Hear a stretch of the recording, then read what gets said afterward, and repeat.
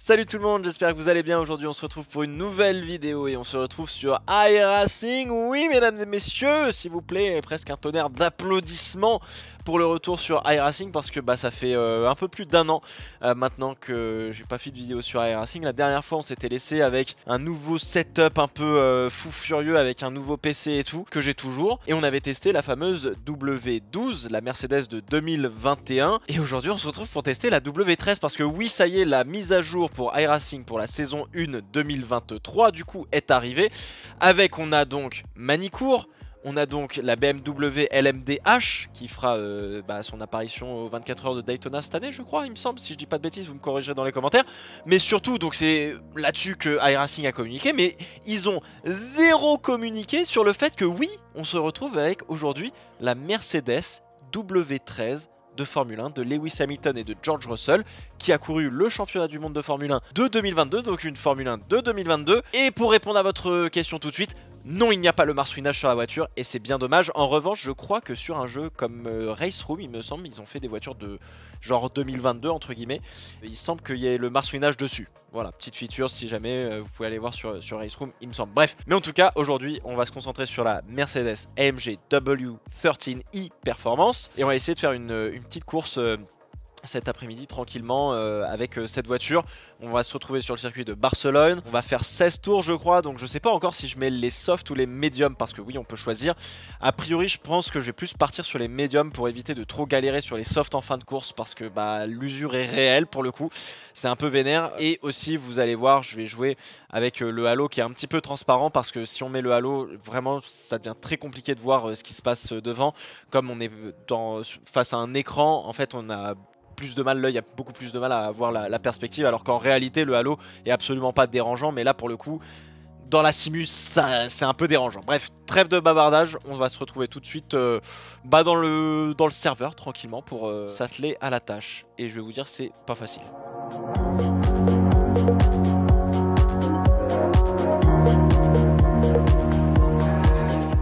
Bon allez, on va aller faire un petit peu de roulage mesdames et messieurs, tranquillement, hop. On met en route la voiture. Alors j'ai mis le halo transparent parce que vraiment sinon on n'y voit rien. Vous voyez qu'on est assez quand même très bas. On voit qu'elle apparaît fine sur le pneu. C'est beau. On met la première. J'ai mis l'embrayage automatique, faut pas déconner. Allez c'est parti.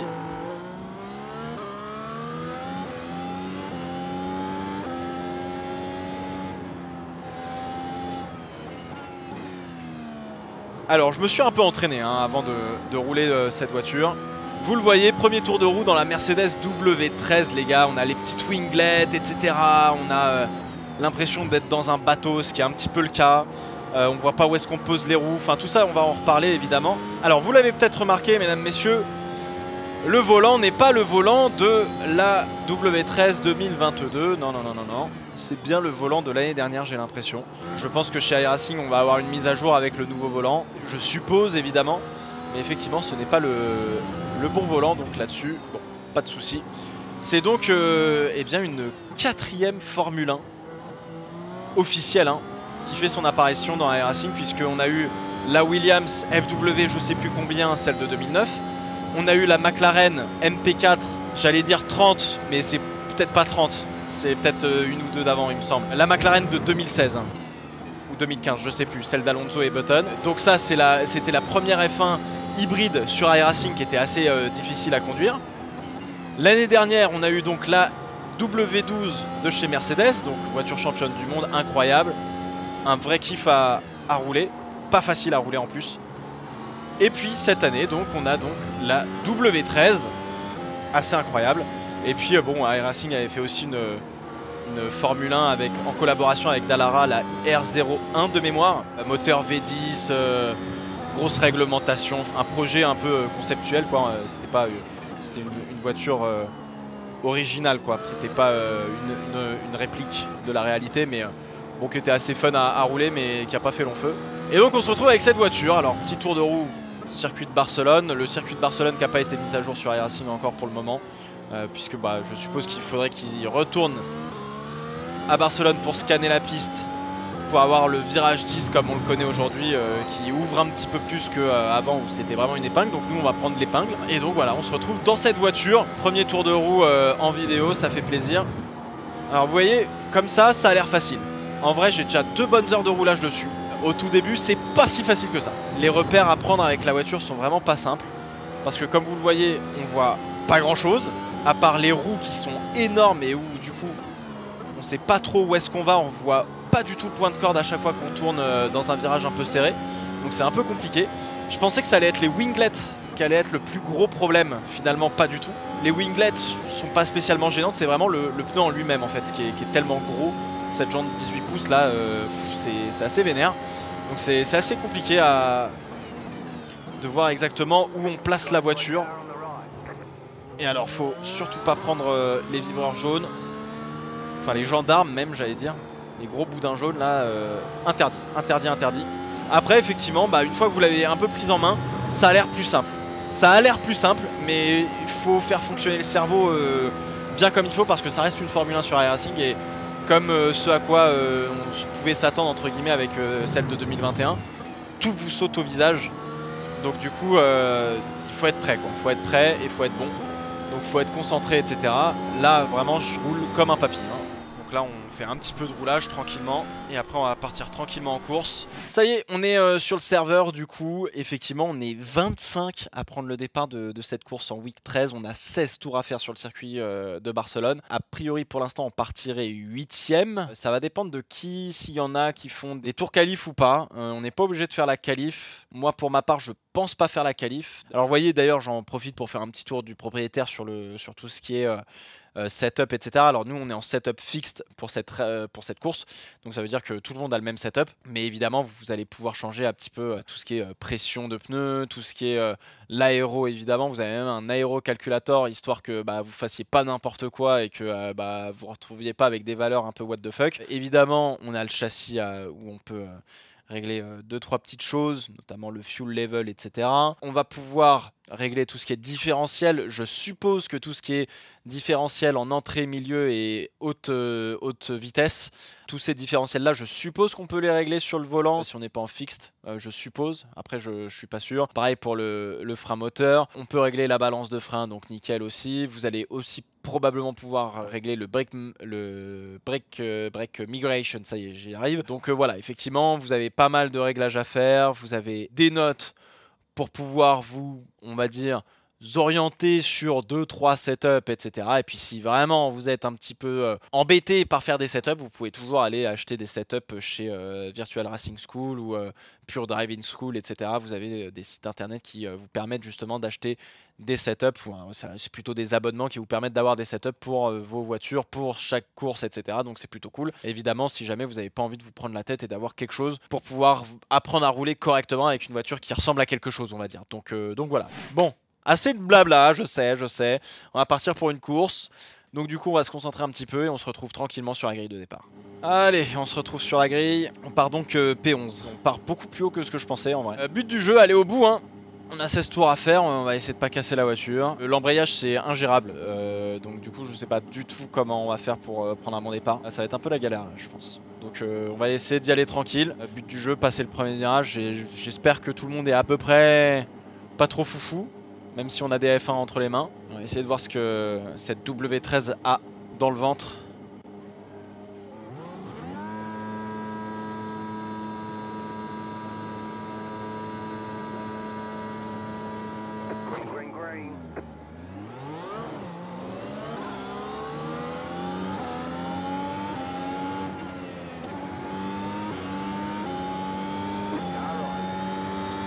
Wouah!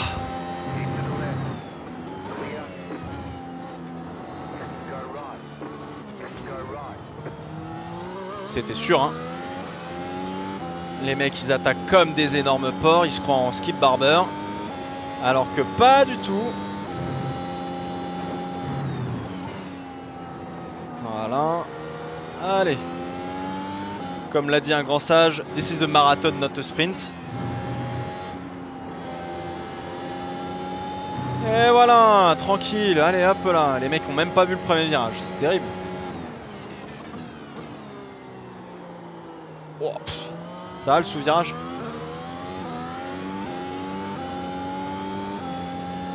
Hop là. Ok. Bon alors on est combien là du coup? On a dû en On est P5. Oh, elle a dû en doubler un paquet quand même. Hein. Alors, est-ce qu'on va réussir à rattraper Cédric devant nous?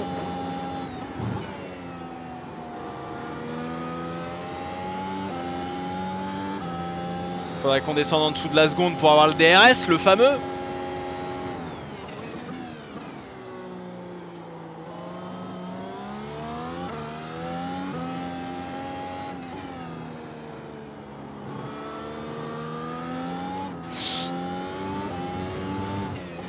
Ah par contre ouais, dès que l'arrière part il part hein. Ça, il t'envoie pas une lettre recommandée ou quoi, il te prévient pas. Ah, du coup on a perdu un terrain monstrueux sur notre ami devant. Derrière 14 secondes on est bien. La bataille psychologique commence.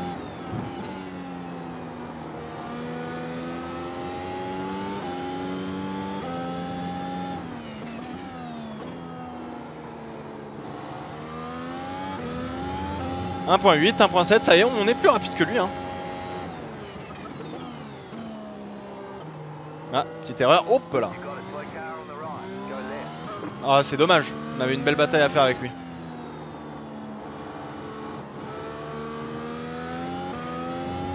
Devant, ils sont à combien? Putain, 8 secondes déjà. Mais les mecs devant, c'est des fusées, mon bro. Ok, P4, great job. Hop là, gros blocage. Devant, mais ils vont trop vite. Ils sont vraiment trop forts. Peut-être qu'ils sont en soft. J'essaie de me rassurer comme je peux, les gars. Hein. Pour me dire que je suis pas garé. 8.8. Ah ouais, non, ils vont plus vite, ils vont plus vite. Derrière 5.5, on est bien. C'est bien, c'est une vraie course de F1. On se fait chier.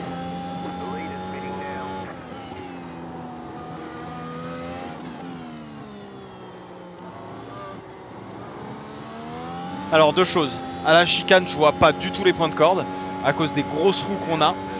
Et deuxièmement, faut être hyper précautionneux avec l'accélérateur et avec la direction en règle générale. C'est pas en donnant des giga coups de volant dans tous les sens, comme si vous étiez en GT ou dans des stock cars et tout. Faut être super fluide, être à l'écoute de la voiture, pas la brusquer, l'emmener, l'accompagner. En fait, faut être fluide mais rapide. Ce qui est ce qu'on pourrait penser qui est un petit peu contre-intuitif. Alors qu'en fait pas nécessairement. Alors faut être concentré, faut avoir le regard qui saute de point de repère en point de repère. Mais là tu vois typiquement je sais pas où est le point de corde quoi. Pareil sur réaccélération en sortie de virage 10 c'est la merde hein. En plus tu vois pas où tu poses les roues. Du coup tu fais gaffe parce que t'as pas envie de prendre les bouts d'un jaune sinon tu te satellises. Ok on en a fait 6, c'est déjà pas mal. 10 laps to go. Derrière 8.9, devant 8.9, très bien, on est dans un no man's land. Ah putain un peu tard.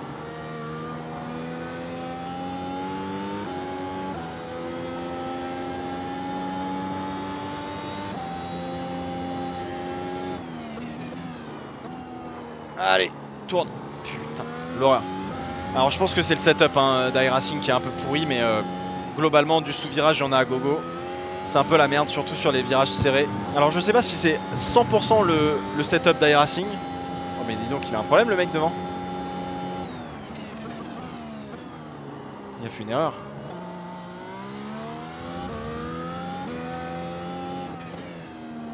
Alors peut-être. Globalement à virage, sur virage serré, virage lent, etc. On sent que la voiture sous-vire beaucoup. Je sais pas si c'est un sous-virage ou... Enfin ça se manifeste par un sous-virage globalement. Mais on sent que la voiture est lourde quoi. On a vraiment l'impression de traîner un paquebot dans les virages lents. Et dans les virages rapides, ça va. Et on sent quand même que le kick de l'appui aéro prend effet un peu plus tard par rapport à la W12. Vraiment genre les virages lents c'est là où c'est les sorties de virages lents et ce genre de choses, tu sens que t'as pas encore l'appui aéro, que la voiture peut encore faire passer 1000 chevaux au sol mais pas de la bonne manière quoi. Hop là il a atterri tout droit.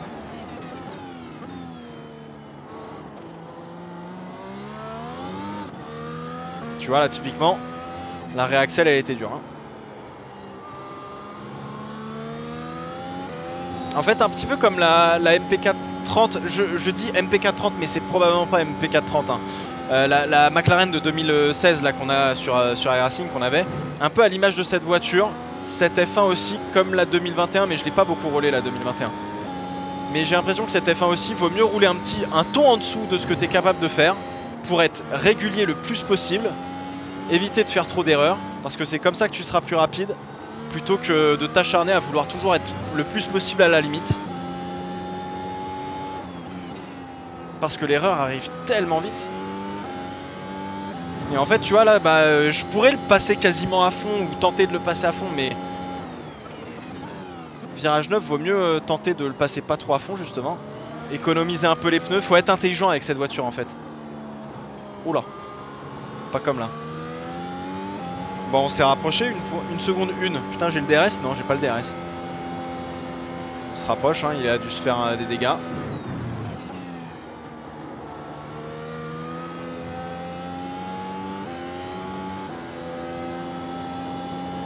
Alors, on sent pas trop le dirty air a priori. Je me rends pas compte, j'ai pas fait assez de courses avec la W12 pour me rendre compte vraiment du dirty air des voitures de 2021.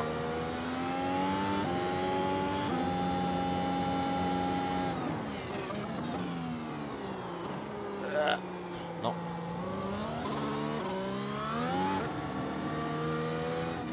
Il fait beaucoup d'erreurs devant.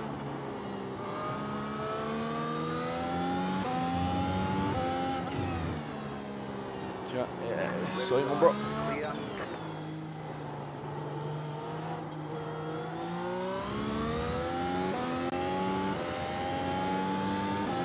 Ah là, il va avoir le DRS sur moi normalement. Je vais pas descendre.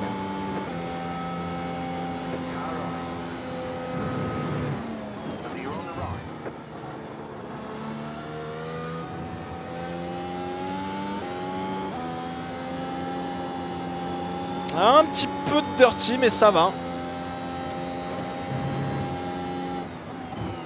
Très léger. Hein.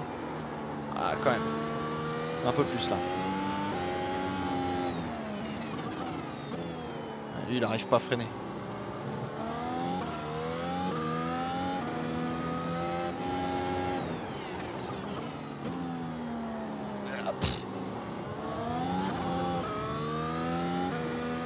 Ah, là, il va m'avoir, il est à 0,5. Avec le DRS, il va me fumer d'un coup sec.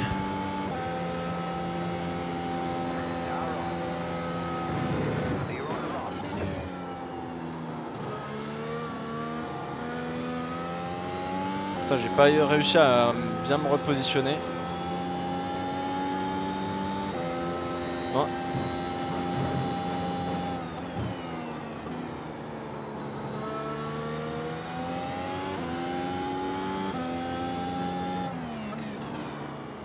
Hop là. Devant, il a peut-être surchauffé un peu les pneus.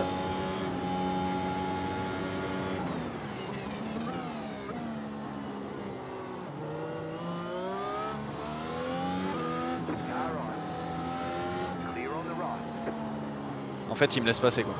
Il s'amuse avec moi.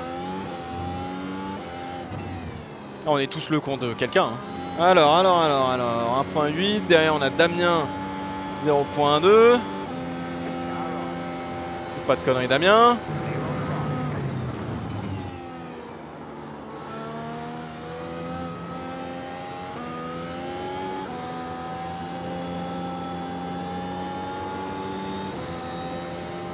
Oh, j'ai pris un off-track. Oh putain, j'ai pas le DRS. Merde. Oh putain, on va perdre la P2. Oh.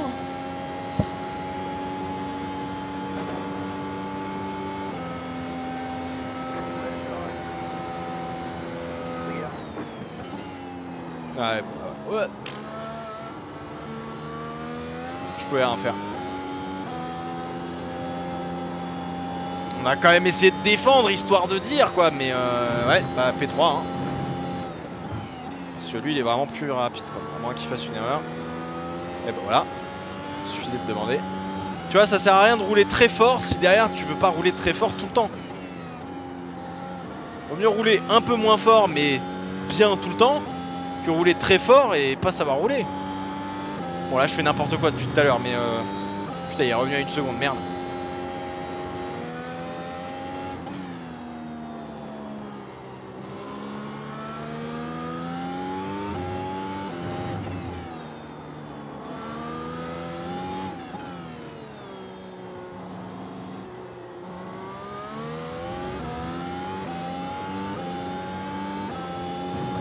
Pitou, well done. Oui. P2 comme au GP Explorer. Bravo, l'histoire de ma vie. Bon, bah voilà les enfants. Au moins on sera allé au bout. Qu'est-ce qu'il nous fait lui? Lui il fait des donuts comme ça mais allez mais calme-toi un peu. Bilan vite fait, bah écoutez vous voyez en combat rapproché c'est vraiment pas simple parce que tout va très vite je trouve sur globalement avec les F1. Et on s'en rend vraiment pas compte de la vitesse à laquelle ça va et je trouve qu'iRacing le rend quand même plutôt pas mal. On se rend vraiment compte que il se passe un truc assez phénoménal. La voiture elle répond à ce que moi j'imagine entre guillemets, c'est à dire qu'effectivement dans des virages serrés c'est un bateau, c'est lourd, tu sens que le train avant il galère à rentrer dans le virage, ici dans le virage 5 là, mais si tu passes pas la 2 et que tu essaies pas de monter sur le vibreur pour essayer de la faire pivoter, mais t'es dans une galère monstre quoi, tu pars, tu prends jamais le point de corde. Donc c'est un peu la merde, dans les sorties de virage moyens, tu sens que bah faut être progressif avec la pédale d'accélérateur sinon bah tu te mets à l'équerre et alors là tu te mets dehors. L'erreur part très vite, enfin arrive très vite en tout cas. Virage rapide, pas grand chose à dire, c'est collé au sol, hein, c'est comme la W12, donc si vous y avez joué, vous savez de quoi je parle. Globalement, je sais pas où on met les roues. Globalement, je sais pas où je vais. Enfin, si, mais globalement, ouais, j'ai du mal à me rendre compte des distances autour de la voiture. Est-ce que la voiture est si grosse que ça et tout? Et c'est assez bizarre en fait, donc du coup, bah faut y aller tranquillement, faut se faire un peu confiance d'une certaine manière. Donc ouais, c'est pas simple, vraiment pas simple à prendre en main. Mais une fois que vous comprenez qu'il faut pas attaquer comme un sourd, qu'il faut laisser la voiture rouler, qu'il faut y aller progressivement, de manière fluide, etc. Tout de suite vous allez voir que vos temps autour en fait ils sont pas dégueux et que bah, ça roule plutôt bien et que c'est plutôt pas trop difficile et que vous ne mettez pas dans des situations de danger genre comme ça et tout, à chaque virage vous avez peur de l'erreur. Prendre l'habitude de pas faire d'erreur et d'être peut-être un peu moins rapide que ce que vous êtes capable de faire. Bah c'est peut-être ça le secret de rouler correctement une F1 sur iRacing en tout cas. Parce que bah vous l'avez vu, enfin je veux dire on partait quoi, P11, on finit P2. J'ai fait 0 erreur à part une petite correction à un moment donné, j'ai fait 0 erreur, tout le monde a fait une erreur quoi. Le but du jeu c'est d'aller au bout et d'y aller correctement. Voilà mesdames et messieurs ce qu'on pouvait dire sur cette W13, j'espère que vous avez apprécié la course. Elle était plutôt pas mal même s'il y a eu un moment un peu creux où il se passait pas grand chose, on s'est amusé avec quelqu'un, c'est déjà ça. Mais vous voyez c'est pas simple, voilà bah écoutez... Je sais pas quand, mais on va tester la BM. La BM sur Manicourt, ça peut être sympa. La LMDH, là. Vous me direz ce que vous en pensez dans les commentaires, évidemment. En attendant, bah portez-vous bien, puis à la prochaine. Ciao, ciao.